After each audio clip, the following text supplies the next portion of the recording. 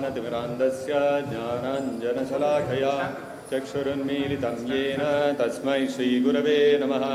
नमः ॐ विष्णुपादाय कृष्णप्रेष्ठाय भूतले श्रीमते Bhaktivedanta स्वामिन्निति नामिने।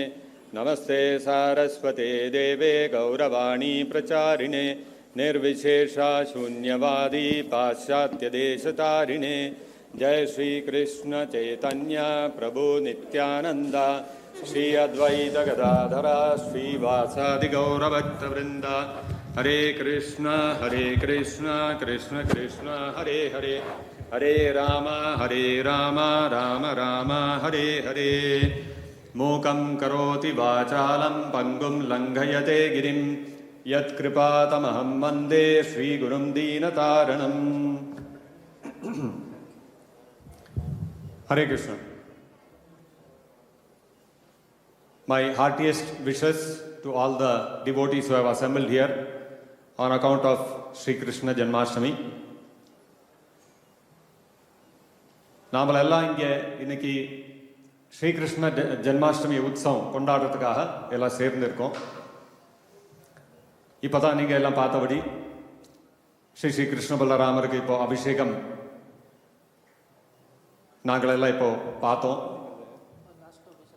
Kirtan, mantra chanting, all of these were accompanying the அபிஷேகம்.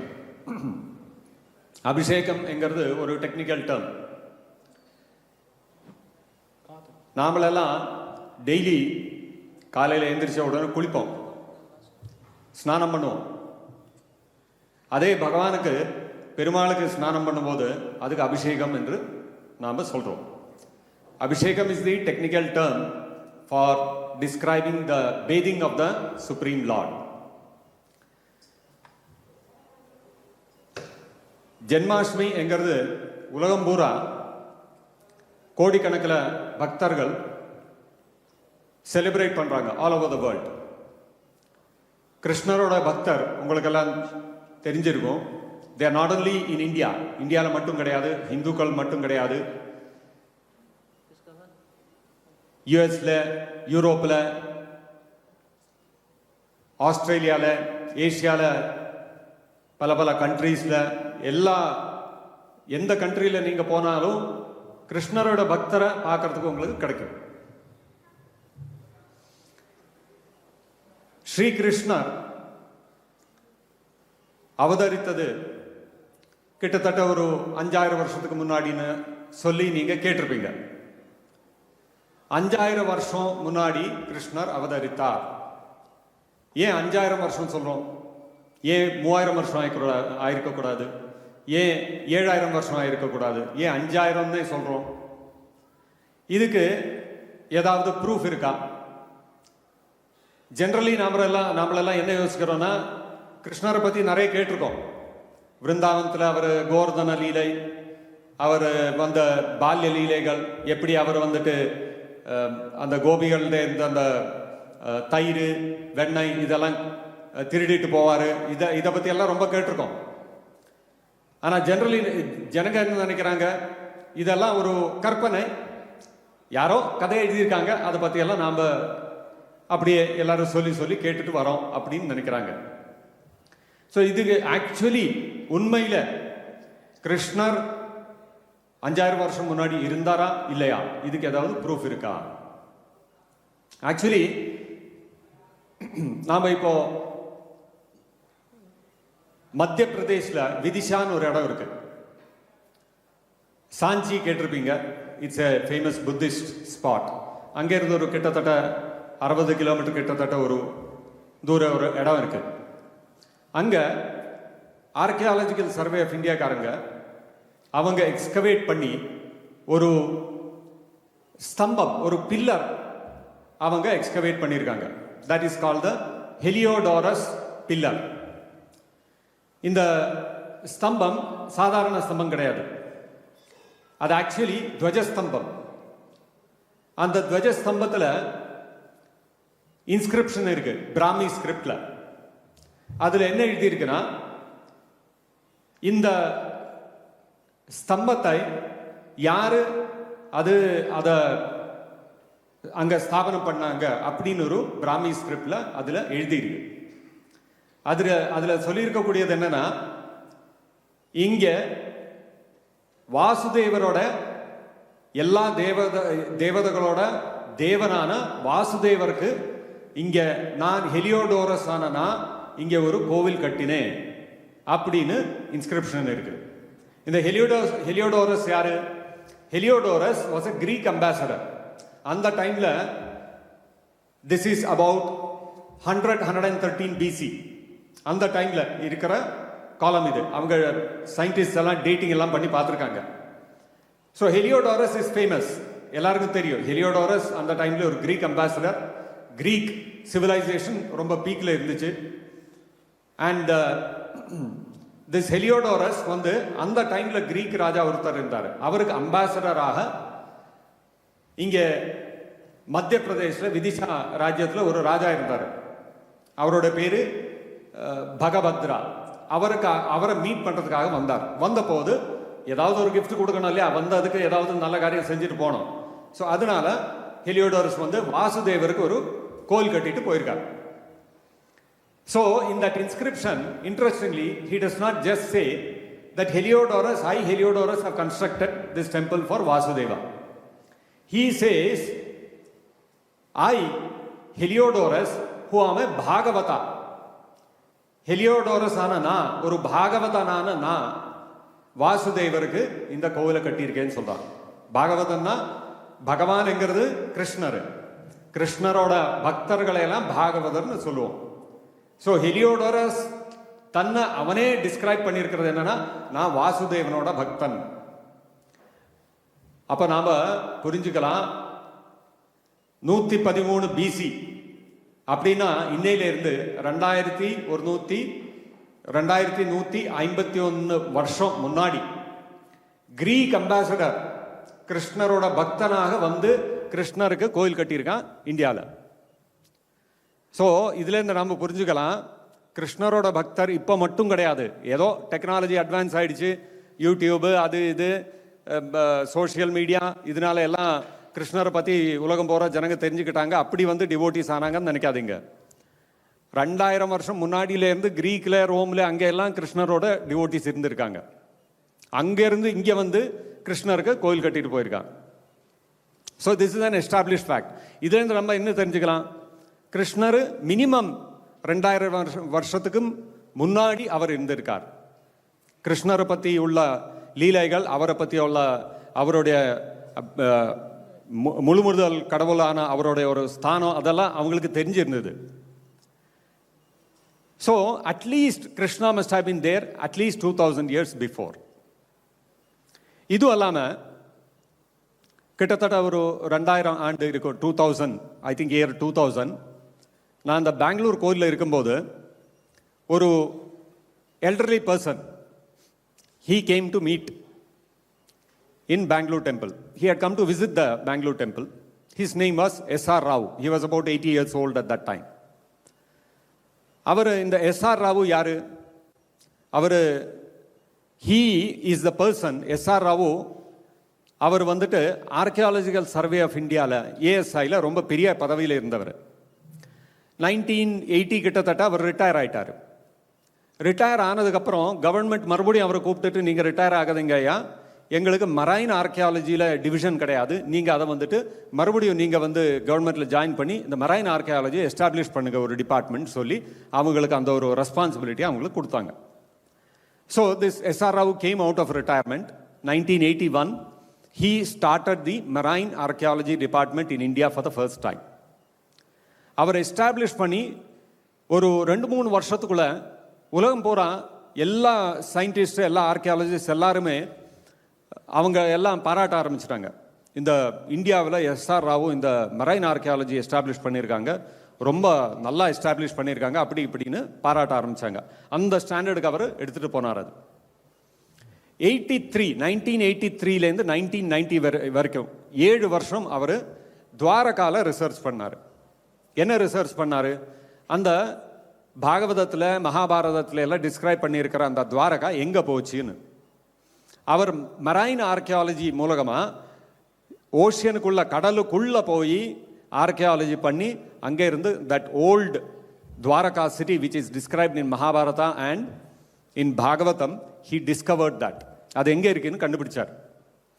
கண்டுபிடிச்சு அந்த இடத்துல இருக்கிற சில பாட்டரிஸு, அப்புறம் அங்கே இருக்கிற walls, stones, all those things that were use to build the palaces, அதையெல்லாம் எடுத்து தெர்மோலூமினிசன்ஸ் டேட்டிங் பண்ணியிருக்காங்க.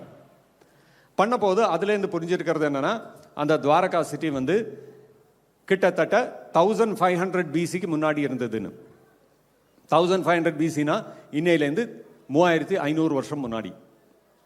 ஸோ இதில் இருந்து it is proved that Krishna was there at least 3500 years before. He must have been there before that. Otherwise, Dwaraka cannot be there at that point of time. Now, நீங்களெல்லாம் Alexander the கிரேட்டை பற்றி கேட்டிருப்பீங்க. Alexander the great வந்துட்டு he was again a Greek emperor. He was ruling over during the time of around 320 to 340 BC. அவருடைய டைமில் 330 பிசியில் ஒரு Greek historian, அவருடைய பேர் மெகாஸ்தனீஸ்.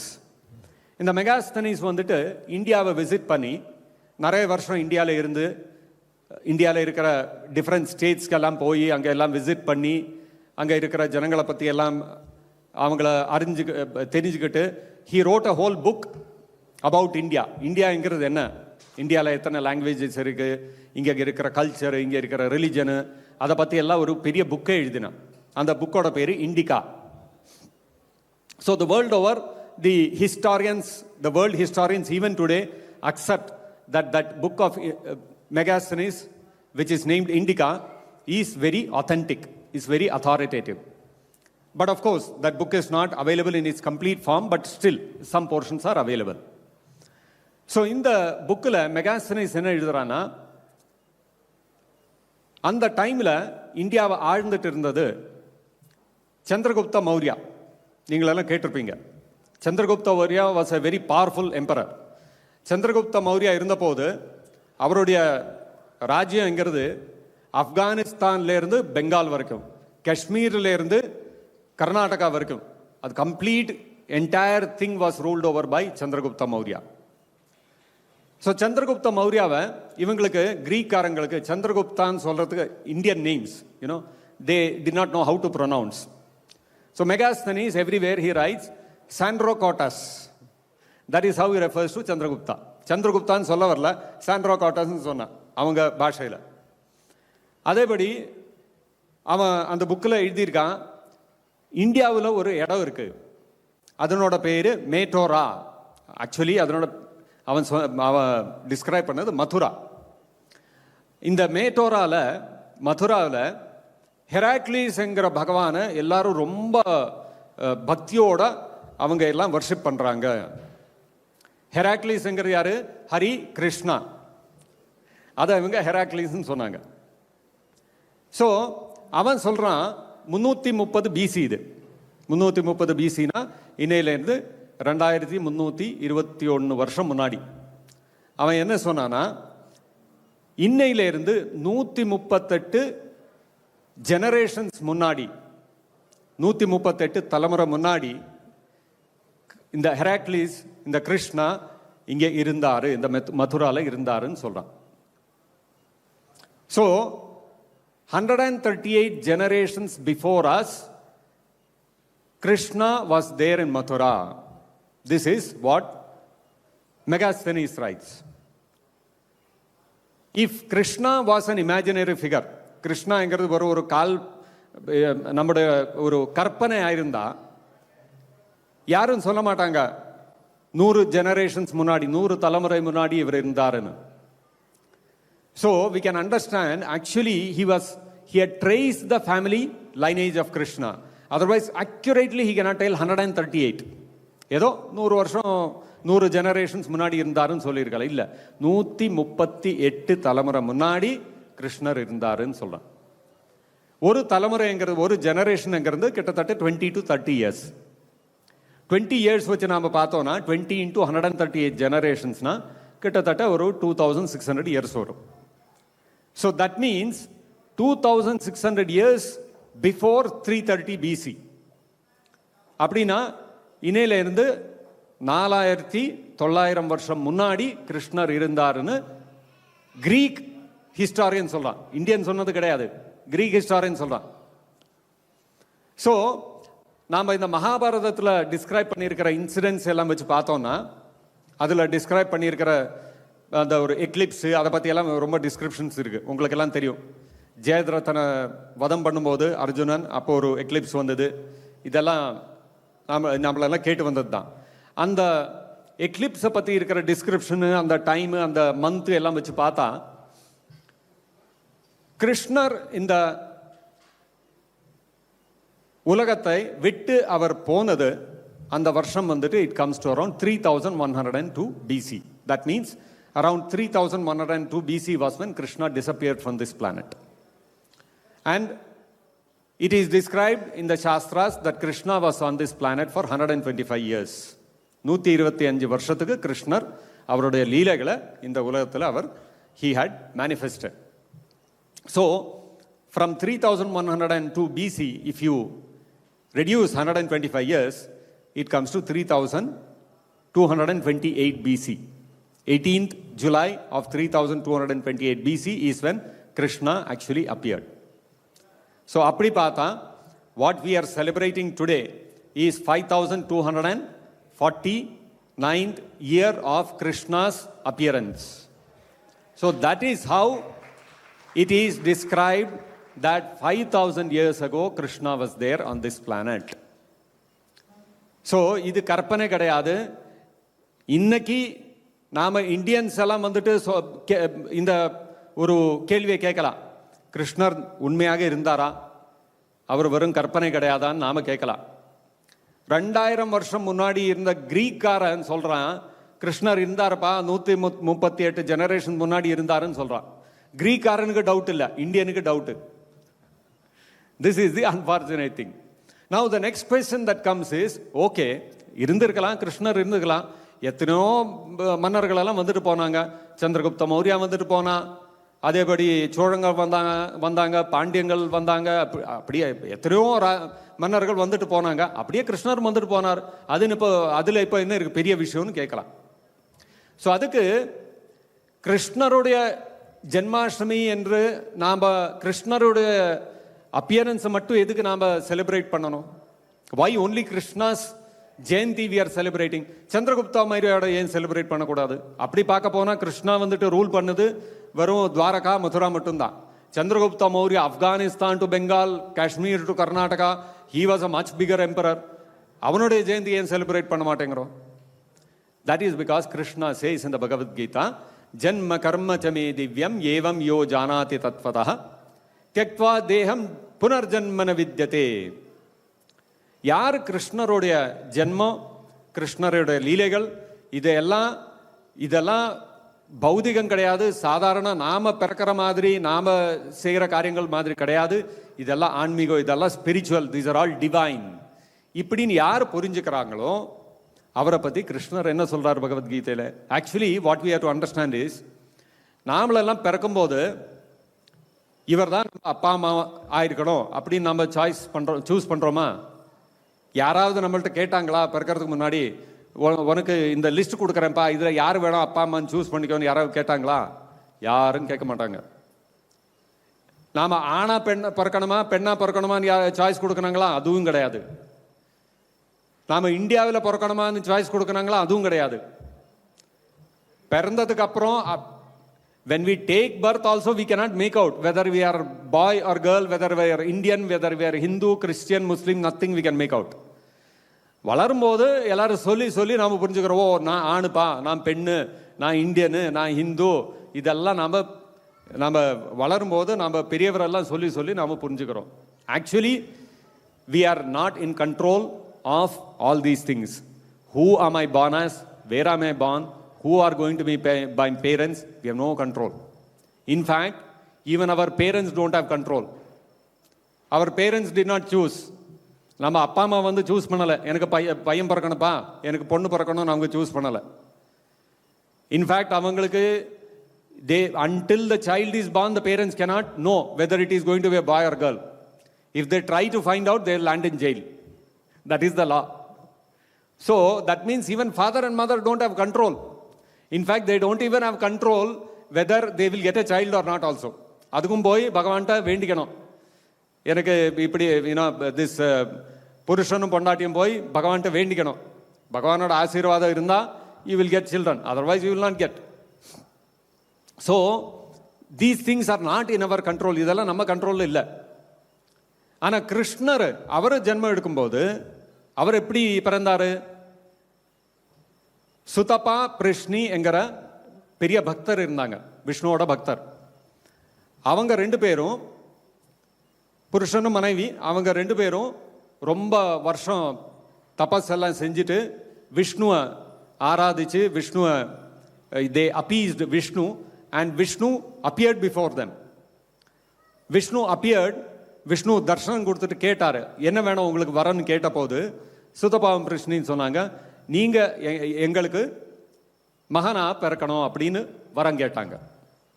ஸோ விஷ்ணு சொன்னார், சரி நீங்கள் வரம் கேட்டிருக்கீங்க, அதனால் நீங்கள் என்னோட பெரிய பக்தர்கள், அதனால் நான் ஒத்துக்கிறேன், நான் உங்களோட மகனாக நீங்கள் வசுதேவனும் தேவகியா பிறப்பீங்க, அதுக்கப்புறம் நான் உங்கள் மகனாக நான் பிறக்கிறேன்னு. So Krishna chose who was going to be his father and mother. Krishna chose when he was going to be born. Krishna chose where he was going to be born. Everything was under Krishna's control and choice. இதிலிருந்து நாம் என்ன தெரிஞ்சுக்கலாம்? நாம் சாதாரண ஜனங்க பிறக்கிற மாதிரி கிருஷ்ணர் பிறக்கலை. கிருஷ்ணருடைய பிறப்பிலிருந்து அவருடைய எல்லா ஆக்டிவிட்டீஸும் they are all spiritual and divine. சின்ன எக்ஸாம்பிள், மழை வந்தால் நாம் எல்லாம் என்ன பண்ணுறோம்ப்பா? கொடை எடுத்து பிடிக்கிறோம். விருந்தாவனத்தில் ஒரு வாட்டி மழை வந்தது, ரொம்ப ஜோராக மழை வந்தது. மழை எவ்வளோ ஜோராக வந்துச்சுன்னா it became like a flood. அப்போ கிருஷ்ணர் என்ன செஞ்சார்? கொடை எடுக்கலை, கோவர்தன பர்வதத்தையே எடுத்துட்டார். ஸோ நமக்கு கெப்பாசிட்டி என்ன? ஒரு கொடை எடுக்கிறதுக்கு தான் நமக்கு கெப்பாசிட்டி. ஆனால் கிருஷ்ணர் he will lift a whole mountain. So Krishna's activities are not like our activities. அதனால கிருஷ்ணர் என்ன சொல்றாரு பகவத்கீதையில்? யார் இதை புரிஞ்சுக்கிறாங்களோ, கிருஷ்ணருடைய பிறப்பு, அவருடைய ஆக்டிவிட்டீஸ் இதெல்லாம் நம்மள மாதிரி சாதாரண பௌதிக பிறப்பும் ஆக்டிவிட்டீஸும் கிடையாது, இதெல்லாம் spiritual, these are all திவ்யம், these are all divine அப்படின்னு யார் புரிஞ்சுக்கிறாங்களோ, இவ்வளோதான். only this much, knowing this much, Krishna says त्यक्त्वा देहम. இந்த ஜென்மத்தில், இந்த ஜென்மம் முடிஞ்சதுக்கு அப்புறம், after when we die, what happens to us? punar janma naiti, again there is no more another janma. Simply by knowing this you can attain moksha, mukti. முக்தி கிடைக்கிறதுக்காக, மோட்சம் கிடைக்கிறதுக்காக எத்தனையோ யோகிகள் ரிஷிகள் எல்லாம் எவ்வளோ தபசு பண்ணுறாங்க, எத்தனை how much austerities they take, how much penances they do, எத்தனை தியானம் பண்ணுறாங்க. விஸ்வாமித்ர முனி, சௌபரி முனி, இதெல்லாம் பண்ணதுக்கப்புறம் இந்திரன் வந்துட்டு எல்லாத்தையும் இது பண்ணிடுறான். All their penance, all their everything is destroyed by Indra after so many thousands of years of tapasya. But கிருஷ்ணர் என்ன சொல்றாரு? அத்தனை எல்லாம் கஷ்டப்படுறது நமக்கு தேவையில்லை. இது மட்டும் சிம்பிள் திங் நீங்கள் புரிஞ்சுக்கோங்க. கிருஷ்ணருடைய ஆக்டிவிட்டீஸு, அவருடைய பிறப்பு, இதெல்லாம் நார்மல் கிடையாது, இதெல்லாம் திவ்யம், இதெல்லாம் டிரான்சென்டென்டல், ஆன்மீகம்னு புரிஞ்சுக்கிட்டா ஏன்னா முக்தி கிடைச்சிச்சு. அந்த முக்தி விஸ்வாமித்ர முனிக்கு கிடைக்கல, சௌபரி முனி கிடைக்கல, அந்த மாதிரி பெரிய பெரிய ரிஷிகள் முனிகளுக்கெல்லாம் கிடைக்கல.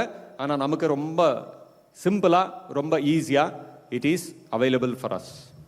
All that we have to do is we have to accept Krishna's birth and activities are not ordinary. They are all transcendental. இதை மட்டும் நாம் புரிஞ்சுக்கிட்டோம்னா then our life becomes completely beyond the material modes and the material laws of nature. So therefore, அதனால சந்திரகுப்த மௌரியனோட ஜென்மாஷ்டமி யாரும் கொண்டாடுறதில்லை, கிருஷ்ணருடைய ஜென்மாஷ்டமி கொண்டாடுறோம். யார் யார் கிருஷ்ணருடைய ஜென்மாஷ்டமியை இது புரிஞ்சுக்கிட்டு கொண்டாடுறாங்களோ, கிருஷ்ணருடைய ஜென்மம், கிருஷ்ணருடைய பிறப்பு, அவரோட ஆக்டிவிட்டீஸ் எல்லாம் திவ்யம், அதெல்லாம் ஆன்மீகம்னு, they are all going to, after this life they are all going to go back to Godhead. So Janmashtami ஒரு ஃபெஸ்டிவலில் பங்கெடுக்கிறது, அதில் ஜென்மாஷ்டமி கொண்டாடுறது, இதெல்லாம் it is not normal activity. These are all extremely divine activities for which the benefit that we get is liberation beyond this material world. So அதனால் நீங்களெல்லாம் கிருஷ்ணரோட பக்தர்கள், நீங்களெல்லாம் இங்கே ஜென்மாஷ்டமி கொண்டாடுறதுக்காக நீங்களெல்லாம் இங்கே சேர்ந்து இருக்கீங்க. இந்த லைஃப்பை, இந்த ஹியூமன் லைஃப்பை நீங்களெல்லாம் பெர்ஃபெக்ட் பண்ணிக்கணும். அதுக்கு சிம்பிள் சொல்யூஷன் இன் கலியுகா. ஹரே கிருஷ்ணா கிருஷ்ண கிருஷ்ணா ஹரே ஹரே, ஹரே ராம ராம ராம ஹரே ஹரே. இந்த மகாமந்திரத்தை டெய்லி ஜபம் பண்ணுற ஒரு ப்ராக்டிஸ் நீங்கள் எல்லாம் வச்சுட்டீங்கன்னா உங்கள் லைஃப் கம்ப்ளீட்லி டிஃப்ரெண்ட் ஆகிடும். That Hare Krishna Mahamantra, Krishna will enter our lives and Krishna will transform our lives into a very blissful and spiritual life, a kind of life where the happiness and bliss which we can experience, we cannot experience in any other material activities. இப்போ தான் நீங்களெல்லாம் உட்காந்துட்டு இந்த ஜென்மாஷ்டமி அன்னைக்கு கிருஷ்ணருக்கு அபிஷேகத்தை நீங்கள் பார்த்தீங்க, சங்கீர்த்தனம் நடந்துட்டு இருந்தது, ஹரே கிருஷ்ண மகாமந்திர சங்கீர்த்தனம் நடந்துட்டு இருந்தது, அதில் எல்லாம் நீங்கள் பங்கெடுத்தீங்க. அந்த ஒரு ப்ரோக்ராம் நடந்துட்டு இருக்கும்போது உங்கள் லைஃப்பில் இருக்கிற ப்ராப்ளம்ஸு, பிரச்சனைகள் அதெல்லாம் நீங்கள் மறந்துடுறீங்க. You will not remember anything and you will be enjoying it so much, isn't it? This is the reality. So if for this half an hour, 45 minutes, whatever you have enjoyed, you can permanently enjoy in your life simply if you chant Hare Krishna Mahamantra. This is the benefit of Kali Yuga. Kali Yuga எத்தனையோ faults இருக்கு. There are so many faults in Kali Yuga, but the greatest good quality in Kali Yuga is simply by chanting Hare Krishna Mahamantra, one can experience the highest happiness.